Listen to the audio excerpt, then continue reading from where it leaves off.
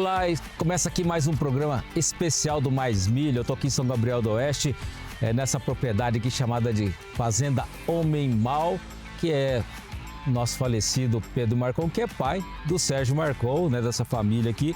E nós vamos bater um papo aqui muito interessante. Seja bem-vindo ao nosso programa e obrigado por nos receber aqui na Fazenda Homem Mal. Estou um pouco preocupado. Não, tranquilo, Glauber. Eu que agradeço a presença de vocês aqui e a oportunidade de estar participando de um programa tão bom como é esse que você conduz há muito tempo pelo Canal Rural, e que sejam bem-vindos na nossa propriedade. Agora, primeiro vamos começar, não tem como não contar essa história. Seu pai chegou aqui nos anos 70, né? Conta pra gente um pouquinho da origem dessa propriedade, quando que vocês vieram para cá? O início da propriedade, o pai veio para cá e comprou nos idos de 1973, e com uma leva de produtores da região sudoeste do Paraná que já estavam aqui, e fomos convidados a participar. Depois de uma estada em Amambai, de alguns anos em Amambai, no sul do estado, viemos a São Gabriel do Oeste. A origem da fazenda foram várias matrículas compradas de produtores que aqui estavam, e também de sul-matogrossenses, à época, matogrossenses, nascidos e criados aqui nesse município. Nós temos dados do município de 1875, quando os primeiros carroceiros vieram de Minas Gerais e se estabeleceram aqui. Então, algumas dessas propriedades foram compradas ainda de descendente dessas pessoas que aqui estiveram em primeiro. E o Homem Mal? Homem Mal, ou tem uma passagem em que envolve uma dupla sertaneja, um deles já é falecido, Léo Canhoto e Robertinho. Em 72, antes do pai comprar essa propriedade, ele socorreu eles de um acidente no sudoeste do Paraná. Tradicionalmente, esses conjuntos, essas duplas, cantavam em circo. E eles iriam em Francisco Beltrão cantar num circo. E se acidentaram a caminho. O pai os socorreu e eles homenagearam então o pai com uma peça teatral que era uma música do Homem Mal. E aí, de gozação, o pai chegou aqui, começaram a brincar, e ele falou, então, fica fazendo Homem Mal. E de lá para cá a gente manteve o nome. De mal a gente não tem muito, mas estamos aí, que se aparecer algum, a gente não tá ligado. Aí vai conhecer por que é o Homem Mal, né? Aí vai saber por que é o Sérgio. Eu creio que você nunca foi roubado aqui, nunca entrou ninguém. Não. Eu acho que é uma boa ideia, né? Já foi ali, intimida na chegada, né? Agora, me fala um pouquinho sobre a história também sua, né? Aqui uma propriedade familiar, né? No caso que é do seu pai, mas são vários... Ficou de herança, vários herdeiros, mas ficou, no caso, você e seu irmão que estão tocando aqui, né? Fala um pouquinho como é que aconteceu isso. Nas nossas propriedades, diferente da que está aqui ao entorno, tinha café. O café foi dizimado com a geada de 75 e posterior, finalmente, 76, eliminou. Nós tínhamos cerrado. E o pai, então, o objetivo era abrir esse cerrado leve, abria-se com enorme extrator CBT, 1105, formava-se com arroz, 2 anos sequenciais de arroz, e no terceiro já colocava braquiária. O pai gostava da pecuária. Mas em 76 iniciou-se soja, 79 ele arrendou tudo para soja, e viemos a tomar posse da fazenda novamente em 86, quando eu concluí a minha faculdade de administração. E voltei. Você fez aonde? Em Campo Grande, na antiga FUCMAT, Faculdades Unidas Católica Mato Grosso, embriãozinho da UCDB. Sim. E posterior a isso eu vim tocar lavoura para o meu pai, eu era funcionário dele. Peão barato. Peão barato. Mas que bom que foi um aprendizado muito grande. Em 91 meu irmão veio... Plantava com EGAN, como é que era isso? 2 EGAN, uma PS8...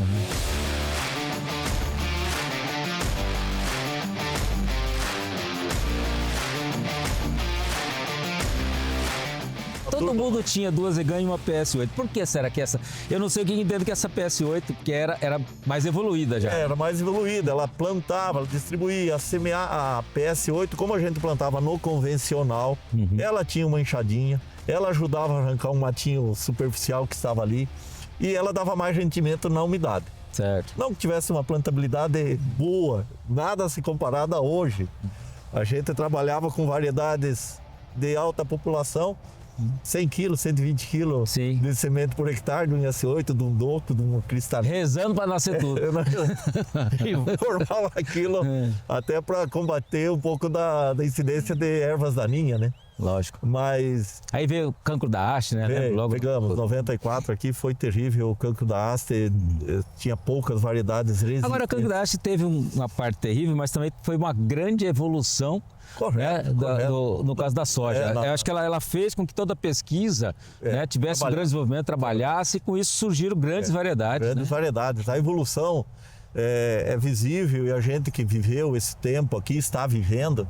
Tu sair de uma produtividade de um Doco de 38, que era considerado uma variedade boa e já era uma evolução, nós conseguimos hoje colher 70, 80 sacos de variedades bem mais precoces.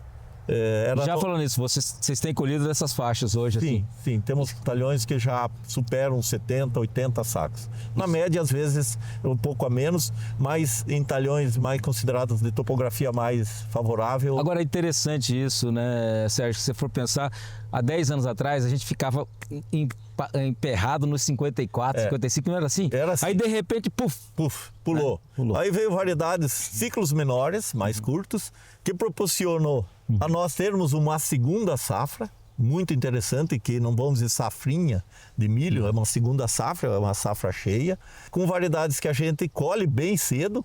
Temos aqui, esse ano não, mas nos anos anteriores, no começo de fevereiro, nós estávamos colhendo soja. Para vocês, Mato Grosso, até antes disso. Mas aqui para nós, começar em final de janeiro, começo de fevereiro, é muito bom. E as variedades se tornaram muito mais produtivas. No início eu fazia uma rotação de cultura. 1/3 milho, 2/3 soja. 1/3 milho, 2/3 soja. Hoje é sucessão de cultura 100%. Agora, como é que é essa administração da propriedade hoje, tá? Você e seu irmão, como é que funciona isso? Por um período bem considerável, eu fiquei meio que afastado operacionalmente da propriedade. Estava vinculado a cargos de outras entidades e, com isso, o meu irmão e o meu sobrinho, que é filho dele, formado em agronomia, trabalha conosco e é o que está aqui no dia a dia. Eu participo das tomadas de decisões, mas efetivamente eu ainda não estou inserido novamente na plenitude da administração. Meu sobrinho está à frente, meu irmão está aqui, eu estou aqui, e com o tempo a gente vai vendo... Como diz, você voltou, você saiu para buscar cargos diferentes, enfim, né? Mas aí agora você voltou. E como é que é essa história de sair e voltar? É um pouco complicado, não é? Não, a gente tem que ter um pouco de cuidado para não interferir demais. Eu estou aqui plantando desde 86. Eu conheço aqui, vamos dizer assim, de olhos fechados toda a propriedade e tal. Mas eu não posso chegar depois de um período não totalmente ausente, mas chegar e querer talvez influir em tudo. Contribuir, sim. Determinação de algumas outras coisas ou mudar mais calmamente, né? Porque quem está no dia a dia é que está acompanhando. Eu acho que esse é o grande segredo também, né, Sérgio? Para você ter esse jogo e ter essa respeitabilidade, porque querendo ou não, você saiu, quando você volta. Tem um ex-sócio meu que sempre falava: o melhor jeito quando você volta é você ser um entregador de marmita. Aí eu falei, ele falou pra mim na época, eu chamava Maguila, vai entregar marmita. Eu falava, mas por quê? Depois eu fui entender que quando você entrega marmita na fazenda, você começa a conversar com um, começa a conversar com outro, começa a ver, você se inteira novamente de todo o sistema, aí você depois tem condições de assumir, eu me encaixo aqui novamente. Eu, por diversas vezes, passo por isso, porque como eu não tenho uma definição de o que eu vou fazer, eu fico salteando. Eu sou, vamos dizer, um coringa. Faltou um operador, eu vou colher. Faltou um tratorista, eu vou plantar. Então eu fico ali, eu vou pro caminhão, os meus funcionários têm um funcionário aqui que vai fechar 40 anos comigo. Então me conhece, eu conheço eles de olhos fechados, os dois sabem como um age e como o outro age. Então nós temos uma equipe já considerada bem estruturada, não tem muitos novos, acima de 10 anos tem quase todos eles, e isso faz com que a propriedade ande. E flua, né? Flua. Sérgio, vou pedir para você um momentinho, nós vamos para o intervalo e já voltamos.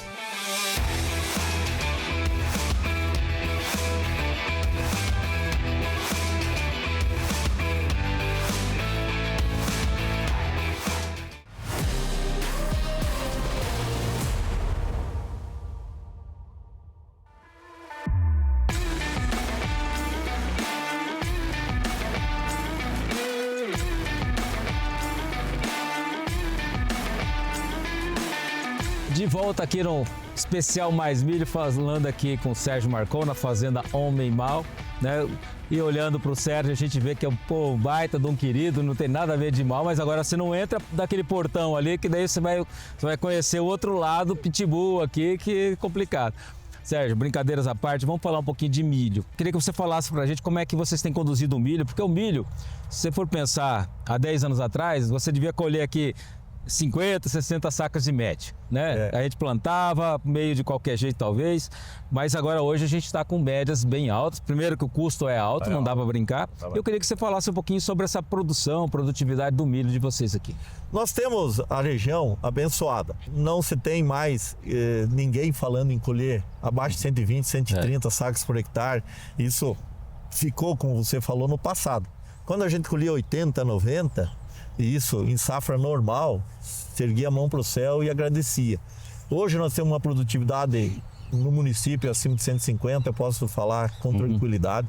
Já beliscamos 200, já beliscou 190, saco em alguns talhões, pessoal, mas a produtividade é muito grande. Nós temos grandes consumidores aqui, nós temos a Coasgo, que é uma cooperativa vinculada à suinicultura. Nós temos a Aurora, que é a nossa central. E também está saindo muito milho daqui para atender as fábricas de etanol que nós temos em Maracaju e Dourados. Cidrolândia também está comprando aqui para abastecer. No passado nós tínhamos sim dificuldade de escoamento de milho. Será que vai sair uma indústria de etanol por aqui? O pessoal tem pensado nisso, cooperativismo? Não, eu acho que nós não temos uma quantidade de milho suficiente para tocar. Nesses 80 mil hectares que talvez a gente plante, com o consumo que já tem, a destinação para confinamento... Dá para uma indústria só, né? Uma indústria não, acho que não comportaria. Uma Impasa precisa mais que isso. Quando nós vamos e falamos na região, Maracaju é 300 mil hectares, Cidrolândia é 190, Dourados a região. Então nós temos ainda uma deficiência de tamanho, que o nosso tamanho é esse e não tem como... Mas é isso, Sérgio, vocês estão colhendo mais do que 160, o que tem sido de bom resultado? Vocês têm feito uma boa adubação? O que você nos fala que nesses últimos anos aí fez com que a produtividade tenha saltado? É adubação, é manejo, é fungicida? O que na sua opinião? É o conjunto da coisa, porque não dá para colher 180 sacos sem fazer os investimentos na base, nos fungicida. Esse ano, como choveu, além do considerado normal, nós tivemos 4 aplicações de fungicida. Se ficar com dó, dança. Dança. Eu tenho que investir porque eu sei que eu preciso colher e vamos colher. Aí a gente tem genética desenvolvida para ter um caixa de milho muito bom. Uma produtividade alta. Nós temos os fungicidas, nós temos inseticidas, nós temos as transgenias que estão aí que nos ajudam a ter essa produtividade. E também o clima favorável. Nós chegamos aí esse ano a superar as médias históricas de chuva. Bem ao contrário do ano passado, que foi um ano de maior dificuldade. Agora, um ano com dificuldade, como o ano passado, por exemplo, qual foi a média do milho? Nós tivemos a média geral em 132 sacos. Ainda foi bom. Sim, mas... mas perto porque nós tivemos áreas... Quando você pega num ano ruim, como foi o ano passado, você ter 135, poxa, né? Enquanto que, se fosse, lógico, 80, 70, realmente... que a gente vem de números maiores, né? E daí, ano passado, tivemos que desconsiderar áreas que deram abaixo devido à seca. Mas são produtividades que esse ano a gente trabalha acima de 170 numa área de 1.650 hectares. Claro que estamos no início, nós colhemos apenas 20% da nossa área, mas o milho não tende a ter milho ruim esse ano. Eu acho que o município inteiro não pode falar de milhos ruins. E a venda? Me fala como que vocês aqui... na região, você já foi presidente de sindicato, cooperativa, Sicredi, ou seja, você já rodou prefeito, né? Foi prefeito, vereador.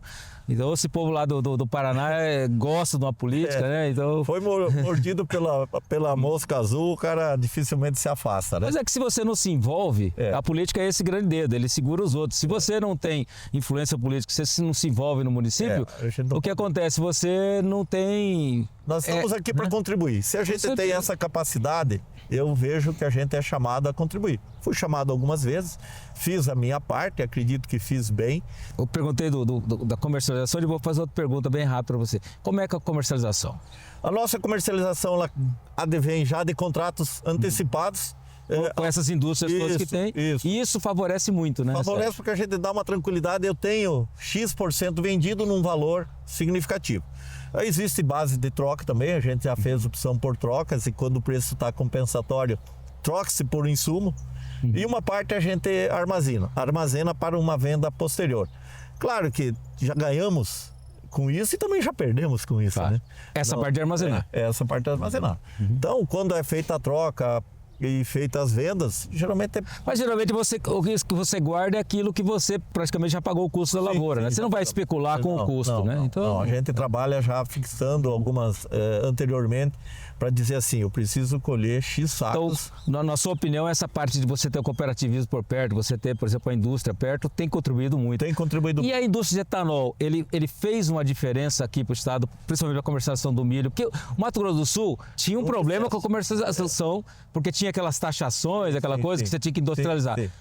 A vinda do etanol de milho, ele realmente mudou esse cenário? Aqui na nossa região, quem está pagando até um pouco melhor é a indústria de etanol.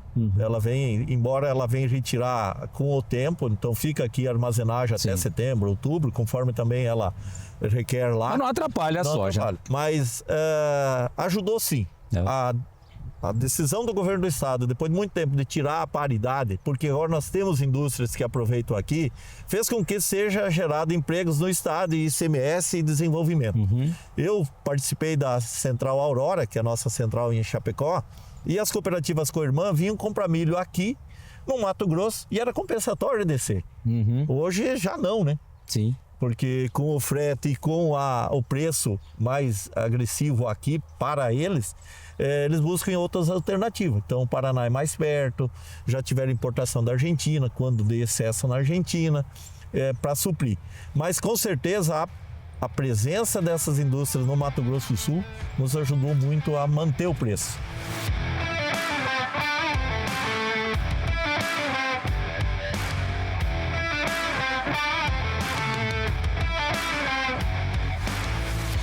Sérgio, eu queria perguntar uma coisa pra você. Como é o nome do seu irmão? Celso. Celso. Ele é um cara bacana, né? Acredito que sim. É, né? Vocês são dois sócios aqui. São dois sócios. Você e o Celso. Aí o Celso tem um filho. Como é o nome do filho? Fernando. O Fernando. Você tem... Duas meninas. Caroline e Gabriela. Isso. Então, ou seja, vocês têm aqui, pelo menos, vocês têm uma mão de obra barata, vocês têm aqui, né? Que é o Fernando. Certo. Né? Então, vocês já foram, agora é o Fernando. Fernando, vamos conseguir um aumento para você aí. E eu queria perguntar para você, como é que é essa questão, por exemplo, de você ter o seu irmão, quando você fala em ir para a política, ou nessa representação, seja do Sicredi, seja da cooperativa, querendo ou não, você se afasta e ele teve que assumir e tocar, e você é sócio, certo. Né? Como é que foi essa conversa de vocês? Sempre foi amigável, foi bacana? Ele te incentivou para isso? Ou você falou, não, eu vou e... Quando vem, até pela tendência do meu pai, pela influência dele, mesmo eu fui eleito pós falecimento dele, nunca houve essa rejeição, esse conflito. O Sérgio definia de ir assumir algumas coisas, como ele também foi diretor da cooperativa, eu não tive rejeição familiar a ir à política, até pelos exemplos do meu pai, né? Então, do nosso pai. A ida e a presença deles também faz com que, na minha ausência, eles tomem decisões que às vezes são necessárias de tomar na hora. E isso faz... Ou seja, ele sempre entendeu que é importante alguém representar. Porque, querendo ou não, vou pegar...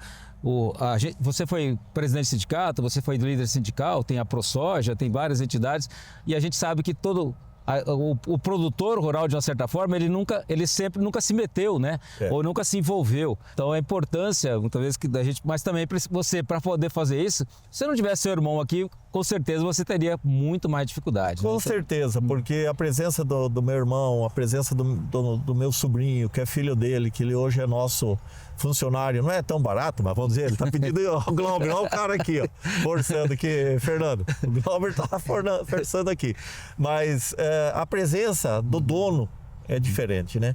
O Fernando está aqui como dono e também é nosso funcionário.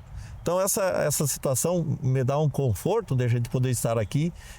Fui vice-presidente da ProSoja, eu sou diretor da ProSoja. Então são situações assim que me colocam a nível estadual de estar participando e também ajudando na tomada de algumas decisões. A proximidade que a gente tem com o governo, a ProSoja participou, a FamaSul participou nessa decisão do governo de fazer essa paridade, de tirar essa paridade. Então isso faz também que a representatividade que a gente tem ajude o todo.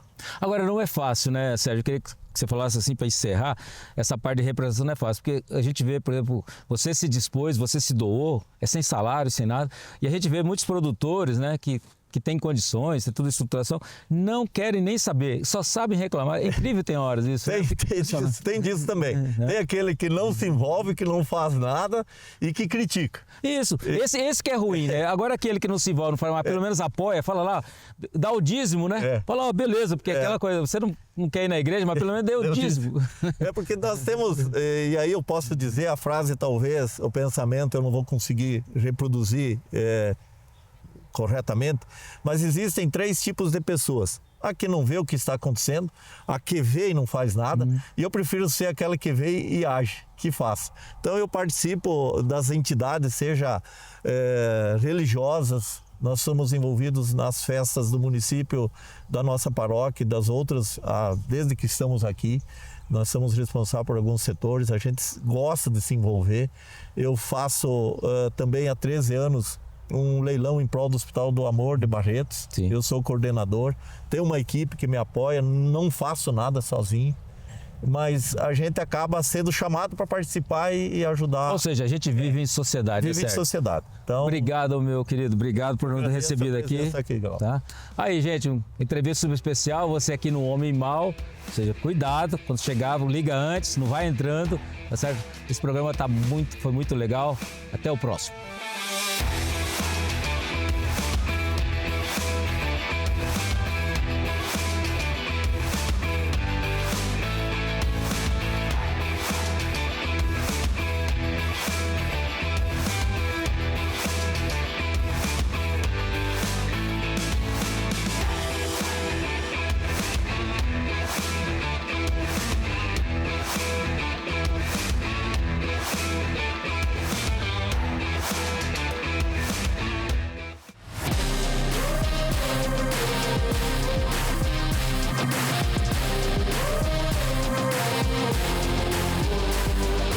Especial Mais Milho.